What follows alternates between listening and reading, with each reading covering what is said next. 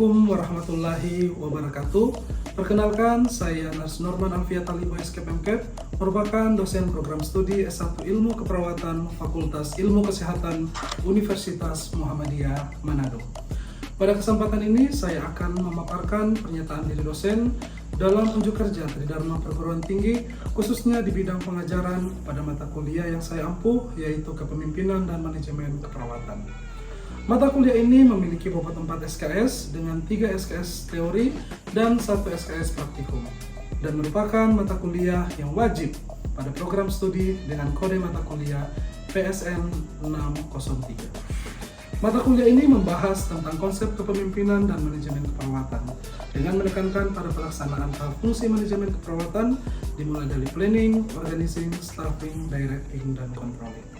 Pengambilan keputusan, pendelegasian masalah, manajemen konflik, manajemen waktu, perubahan perencanaan pengembangan sumber daya manusia, pendelegasian motivasi, dan membangun kemitraan pada pelayanan keperawatan dan asuhan keperawatan.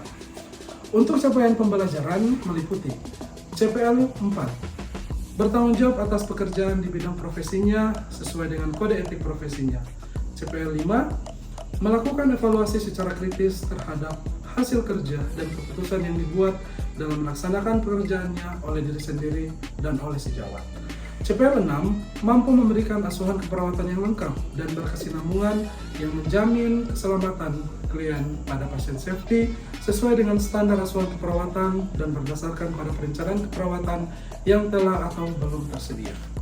CPL 7, mampu menyusun dan mengimplementasikan perencanaan dan asuhan keperawatan sesuai dengan standar asuhan keperawatan dan kode etik perawat yang peka budaya, menghargai keragaman etnik, agama, dan faktor lain dari klien, individu, keluarga, dan masyarakat.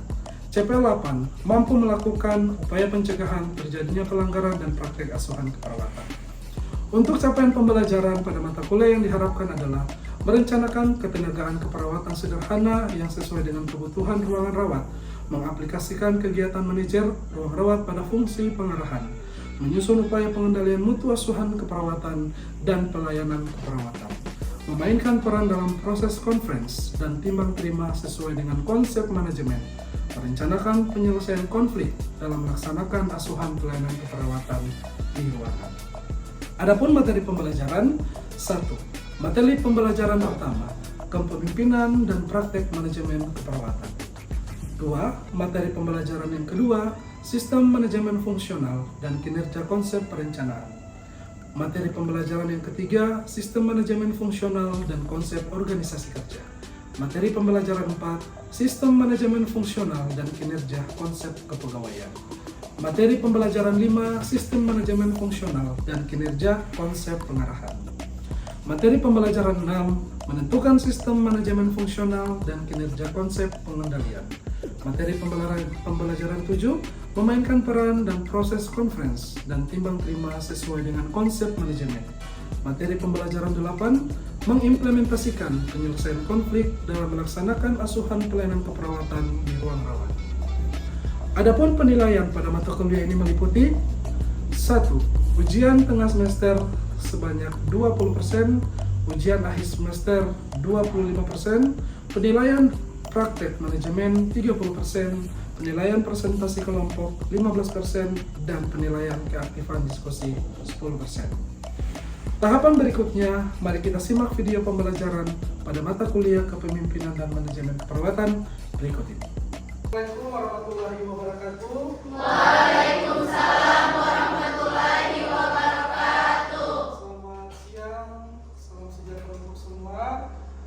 Baiklah, pada pagi hari ini kita bertemu lagi dalam mata kuliah manajemen keperawatan. Hari ini merupakan pertemuan ke-13 ya. Minggu lalu kita di hari yang sama dan di jam sama sudah melakukan pertemuan ke-12 terkait dengan mata kuliah manajemen keperawatan. Baik, sebelum saya mulai, saya akan memperkenalkan nama lagi. Saya Nars Norman Alfiat Talibo MKEP, merupakan dosen pengampu mata kuliah manajemen keperawatan yang akan memberikan topik mata kuliah dalam pertemuan ke-13 hari ini. Sebelumnya saya akan melakukan absensi terkait dengan pertemuan kita pada pagi hari ini, ya. Saya mulai dari Ade Suryani, Ismawati Amal, Rizka Wati Daud, Ramin Amali, Faisal Masuku, Amelia Abjul. Sudah ya? Oke, berarti hadir semua ya? Nah, terkait dengan pertemuan ke-12 minggu lalu, Bapak akan melakukan evaluasi terkait dengan pertemuan kita pada minggu lalu. Ya. Kira-kira ada yang masih ingat materi yang minggu lalu kita pelajari? Masih. Ya, ada yang bisa menjelaskan sedikit materinya apa saja? Oke, bisa dibahas materi apa saja yang sudah kita bahas pada minggu lalu? Jadi minggu lalu orang sudah bahas materi tentang MPKP. Ya. Saya menjelaskan tentang salah satu model. Yang pertama model fungsional. Oke, bisa dijelaskan? Tadi terkait Bapak apa? sudah jelaskan model fungsional itu seperti orang memaksimalkan keadaan perawat. Jadi di struktur itu ada kepala ruangan, perawat dan pasien. Ya. Terus semisal macamnya misalnya dalam satu ruangan itu full bed. Terus pasien A dibagi oleh kepala ruangan perawat A untuk pasien kelas 1 2. Oke. Untuk perawat B pasien kelas 3. Jadi itu juga strukturnya itu bisa berubah kapan saja. Oke, baik. Terima kasih. Ada lagi terkait dengan model yang lain? Oke, silakan. Jadi ada juga model primer. Model primer itu adalah di mana penugasan penuh seorang perawat, tapi itu ada perbandingan 1:2. Jadi contoh kalau misalnya dalam ruangan itu pasien ada 8, terus perawat yang dinas hanya 2. Jadi berbagi masing-masing perawat bertanggung jawab 4 pasien. Oke, terima kasih. Baik, terima kasih untuk penjelasannya. Jadi kita evaluasi kembali bahwa materi kemarin terkait dengan PKP itu membahas tentang metode asuhan yang biasa digunakan di ruang rawat inap. Apa saja metodenya? Yang pertama fungsional, yang kedua apa lagi? Kasus, apa lagi? Tim, dan yang terakhir Modifikasi. Oke, baik. Semua rata-rata sudah paham ya. Sekarang kita akan membahas materi pada pertemuan ke-13 hari ini terkait dengan manajemen asuhan keperawatan. Jadi seperti yang pernah saya jelaskan bahwa di dalam manajemen itu ada dua konsep yang akan kita pelajari, yaitu terkait dengan manajemen pelayanan operasional yang sudah kita bahas di beberapa pertemuan kemarin. Kemudian yang kedua pada hari ini saya akan menjelaskan terkait dengan manajemen asuhan keperawatan. Ya. Secara konsep, tujuan pemberian manajemen asuhan keperawatan itu dimulai dari bagaimana kalian paham terkait dengan proses asuhan yang akan kalian lakukan pada pasien. Kemudian terkait dengan materi yang akan saya jelaskan pada hari ini, yaitu evaluasinya adalah kalian paham terkait dengan konsep manajemen asuhan keperawatan. Yang kedua terkait dengan konsep asuhan keperawatan, yang ketiga tentang proses keperawatan, yang keempat adalah bagaimana kalian paham tentang proses menjalankan manajemen asuhan keperawatan itu sendiri. Manajemen asuhan itu pada dasarnya akan mengaitkan kalian pada sisi 3. Yang pertama adalah manajemen SDM. SDM itu sendiri kalau kalian bekerja di rumah sakit berarti kalian akan menjadi seorang perawat, ya kan? Yang nanti akan berkolaborasi dengan tim medis, ya. Kemudian ada terkait dengan sistem pengorganisasian atau pekerjaan perawat. Nah, di sini kalian akan berperan dalam proses pembuatan asuhan keperawatan pada pasien. Nah, seperti yang sudah saya jelaskan pada materi minggu lalu, bahwa metode asuhan keperawatan di ruang rawat inap itu dibagi atas beberapa fungsi atau komponen. Di sini saya akan mengulang kembali terkait dengan sistem pengorganisasian asuhan keperawatan di ruang rawat inap. Yang pertama adalah terkait dengan fungsional. Ya, bagaimana metode fungsional ini adalah sebuah metode yang diterapkan di dalam ruangan atau di rumah sakit atau dalam pelayanan. Perawat itu bisa memaksimalkan keadaan selama proses dinas dengan disesuaikan dengan intervensi yang akan diberikan pada pasien. Misalkan dalam satu shift itu ada penerangan. Kemudian yang dinas ada 2 orang perawat. Nah, kepala ruangan harus menganalisis tindakan atau intervensi apa saja yang paling banyak di ruangan sehingga bisa dibagi antara kedua orang perawat. Misalnya di sini perawatan luka, kemudian di sini rencana operasi. Jadi fungsional saja kedua perawat itu bisa saling membantu dalam proses asuhan yang akan diberikan di ruangan. Hanya saja masalahnya fungsional ini saat ini mulai tidak digerakkan karena terkait dengan jumlah SDM yang sudah mulai banyak di rumah sakit. Kemudian ada tim. Nah, tim ini biasanya seperti ini, ya. Ini metode yang saat ini sudah mulai dijalankan di beberapa rumah sakit. Waktu dinas kemarin pernah lihat struktur organisasi? Kalian lihat di atas itu ada satu kotak. Nah, biasa tulisannya apa di sini? Karu. Ya. Artinya karu ini merupakan pemimpin dalam satu ruangan atau dalam satu ruangan. Nanti di bawahnya ini ada beberapa kelompok. Nah, beberapa kelompok ini nanti akan dipimpin oleh satu orang perawat, ya, yang disebut sebagai atau perawat primer. Sedangkan bawahnya merupakan perawat pelaksana atau selanjutnya yaitu metode kasus. Nah, metode kasus ini metode yang tidak bisa digunakan pada sembarang ruangan. Dia hanya digunakan pada ruangan intensif. Ruangan intensif apa saja? ICU. Oke, ICU.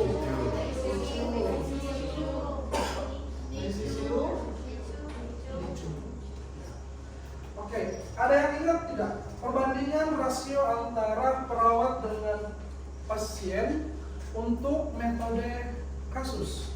1:1. Oke. Boleh 1:2, tetapi ketergantungan pasiennya harus berbeda. Minimal atau parsial. Jadi kalau metode kasus itu tidak bisa dua-duanya masuk kategori ketergantungan total. Ya, harus satunya itu kalau tidak masuk jenis pasien dengan ketergantungan, parsial harus dipakai. Oke. Kemudian ada primer. Nah, primer ini saat ini yang sedang diterapkan di beberapa rumah sakit, ya, terutama di Kota Manado sini. Jadi primer itu syarat yang pertama perawat itu harus gelarnya nurse, ya, nggak bisa dituduh. Karena perbandingan rasio antara perawat primer itu berapa? 1:5. Itu proses asuhan keperawatan itu dimulai dari mana? Kajian yang kedua, diagnosis yang ketiga, 4, evaluasi, 6, dokumentasi.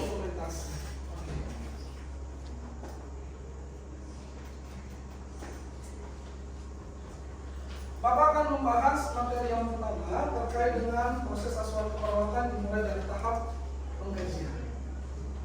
Yang pertama kita harus paham dulu bahwa tahap pengkajian itu perawat itu harus bisa membedakan sumber data. Ya, sumber data itu ada 2. Data apa? Data primer, data sekunder. Ini dulu yang harus dipahami. Data primer itu terkait data yang didapatkan langsung oleh perawat dari pasien. Yang kedua, sekunder itu merupakan data apa? Data yang berasal dari orang tua atau keluarga. Yang dimulai dari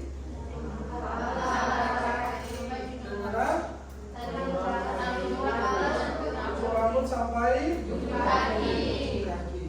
Ya, jadi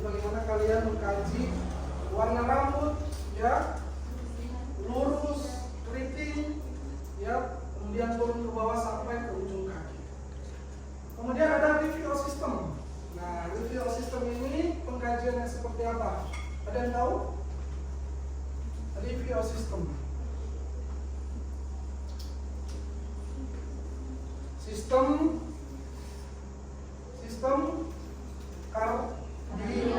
kardiovaskular, sistem muskuloskeletal, sistem reproduksi, neurologi. Nah, artinya kalau terkait dengan sistem ini, kalian akan mengkaji pada sistem-sistem tertentu saja. Beda kayak head to toe, mengkaji dari ujung rambut sampai ujung kaki. Kalau di sistem, kalian hanya fokus mengkaji pada permasalahan sistem tertentu saja. Misalnya terkait dengan kardiovaskular. Berarti kalian akan mengkaji tentang lebih mendalam tentang permasalahan di jantung. Ya, seperti itu. Nah, mungkin kalau masalah jantung yang mau dikaji tentang muskuloskeletal otot. Kalau otot jantung boleh, tapi kalau otot kaki, nah, seperti itu ya. Kemudian ada pola fungsi kesehatan Gordon. Yang seperti apa itu? Coba satu orang, ada yang bisa angkat tangan. Ya, seperti yang tadi dijelaskan. Kamu mau? Ya, coba. Oke, kita masuk pada pengkajian yang ketiga, yaitu pola fungsi Gordon. Ada yang masih ingat nggak terkait dengan pola fungsi Gordon? Pengkajiannya dimulai dari mana saja? Pola eliminasi dan nutrisi. Eliminasi dan nutrisi ada lagi. Istirahat dan tidur ada lagi. Pola aktivitas dan latihan. Aktivitas dan latihan. Oke, kan. Kami melakukan pengkajian mungkin sudah familiar dengan tipe data pada proses pengkajian. Data itu dibagi atas dua, yaitu data apa? Subjektif dan objektif. Ada yang bisa menjelaskan apa perbedaan data subjektif dan objektif? Oke, silakan. Data subjektif itu biasanya keluhan dari pasien atau yang orang tanya dari pasien. Kalau misalnya macam data objektif itu kayak semacam DTP, skala nyeri, DPDCS, apa yang orang dapat dari pengkajian. Ya, baik. Terima kasih. Benar ya. Jadi data itu dibagi dua, yaitu data subjektif dan data objektif. Data subjektif adalah data yang kita dapatkan langsung dari pasien. Ya, seperti yang dijelaskan di sini bahwa pasien itu sendiri yang menjelaskan keluhannya, yang berbicara langsung pada kalian. Sedangkan data yang kedua adalah data Objektif. Data objektif ini adalah data yang kalian kaji sendiri, observasi sendiri, ukur sendiri, seperti TTP, skala nyeri, apalagi DCS dan risiko jantung. Nah, selanjutnya terkait dengan metode pengumpulan data. Metode pengumpulan data dibagi atas 4. Yang pertama adalah wawancara, yang seperti data subjektif tadi yang kalian tanyakan pada pasien. Kemudian data observasi yang kalian lihat, yang kalian pantau, seperti data objektif tadi. Kemudian pemeriksaan fisik, seperti yang saya jelaskan tadi bahwa bisa menggunakan itu, review system dan kesehatan Gordon. Kemudian studi dokumentasi, artinya kalian bisa mengambil data dalam buku rekam medis untuk melihat hasil pemeriksaan lab, kemudian CT scan dan fotoron. Nah, sekarang kita masuk pada tipe diagnosa. Pada dasarnya, menurut standar diagnosa keperawatan Indonesia atau SDKI, tipe diagnosa itu dibagi atas 3, yaitu aktual, resiko, dan progres. Kalau sepengetahuan kalian, dari ketiga data ini, mana data yang sudah terjadi atau diagnosa yang sudah terjadi pada pasien? Kalau diagnosa yang baru akan terjadi, risiko. Sudah ada yang paham dengan prokes? Belum. Oke, nanti akan saya jelaskan.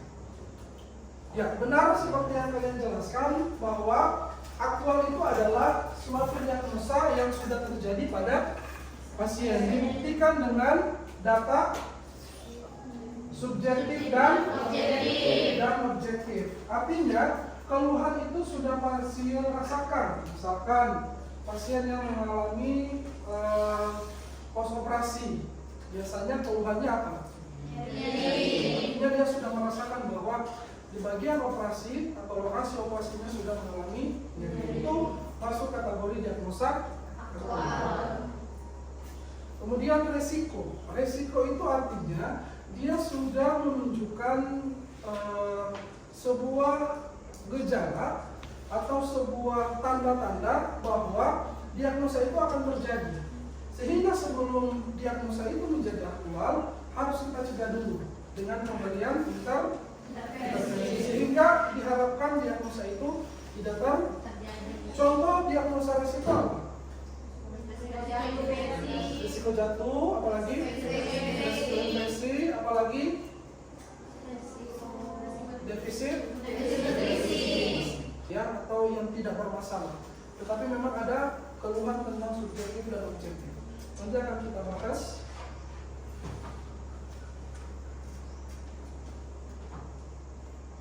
Kemudian terkait dengan jenis tindakan, pada dasarnya di dalam standar intervensi keperawatan Indonesia, intervensi itu dibagi atas 4 bagian. Yang pertama, observasi. Yang kedua, terapi. Yang ketiga, edukasi. Yang keempat, kolaborasi. Yang pertama terkait dengan observasi. Tindakan intervensi observasi biasanya hal-hal apa yang akan kalian lakukan? Observasi TTV ada lagi? Observasi nyeri. Nyeri ada lagi? Resiko jatuh. Jadi tindakan-tindakan yang kalian harus selalu pantau, observasi, ya. Artinya tindakan tersebut harus dilakukan untuk memantau keadaan pasien. Yang kedua, terapeutik. Intervensi seperti apa itu? Tindakan terapeutik. Oke, manajemen nyeri, apalagi? Tindakan terapeutik. Kalau misalkan pasien merasakan nyeri dengan skala 4 di bagian tangan kanan, biasanya tindakan terapeutik apa yang kalian berikan? Apa? Relaksasi napas dalam. Jadi terapeutik itu artinya tindakan mandiri yang diberikan oleh perawat kepada pasien. Kemudian ada yang ketiga, edukasi. Ini yang paling banyak dilakukan. Edukasi itu yang seperti apa?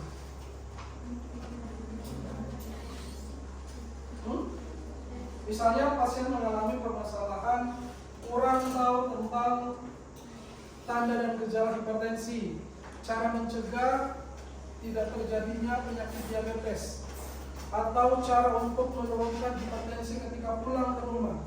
Nah, biasanya perawat memberikan apa? Ya. Yang terakhir adalah kolaborasi. Kolaborasi itu seperti apa tindakannya? Pemberian obat. Jadi kalau kolaborasi ini artinya kalian sebagai seorang perawat melakukan kolaborasi dengan tenaga medis lain, misalkan seperti dokter, yaitu memberikan antibiotik, ya, atau obat-obatan dalam proses intervensi yang diberikan kepada pasien. Artinya kolaborasi itu terjadi satu kesatuan antara tenaga medis dalam membantu mengatasi masalah kesehatan pasien. Oke, jadi itulah materi terkait dengan manajemen asuhan keperawatan. Jadi pada intinya manajemen keperawatan itu membahas 2 topik utama, yaitu terkait dengan manajemen pelayanan operasional dan manajemen asuhan keperawatan. Nah, sebelum saya tutup materi pada hari ini, apakah ada yang mau bertanya? Oke, silakan. Oke, ada yang mau bertanya? Oke, silakan. Tadi ada Bapak sudah jelaskan di penegakan diagnosa, di situ ada diagnosa promosi. Jadi di sini saya ingin bertanya, diagnosa promosi itu diangkat pada pasien seperti apa? Oke, baik, terima kasih pertanyaan yang bagus. Jadi pada dasarnya diagnosa keperawatan itu bukan hanya untuk orang yang sakit saja, ya, atau yang mengeluhkan masalah, tetapi ada yang disebut sebagai diagnosa promosi kesehatan. Promosi kesehatan ini biasanya diberikan pada pasien-pasien yang akan direncanakan pulang atau pada pasien-pasien yang berkunjung ke poli. Ya. Bisa juga diangkat untuk masyarakat yang mengalami penurunan pengetahuan, misalnya terkait dengan hipertensi, diabetes, atau bagaimana masyarakat atau keluarga tidak paham cara mencegah sebuah penyakit, misalnya untuk cara menurunkan tekanan darah pada keluarganya. Jadi kita bisa angkat diagnosa promosi kesehatan. Nah, intervensinya yang diberikan yaitu dalam bentuk edukasi, ya, promosi kesehatan seperti itu. Oke?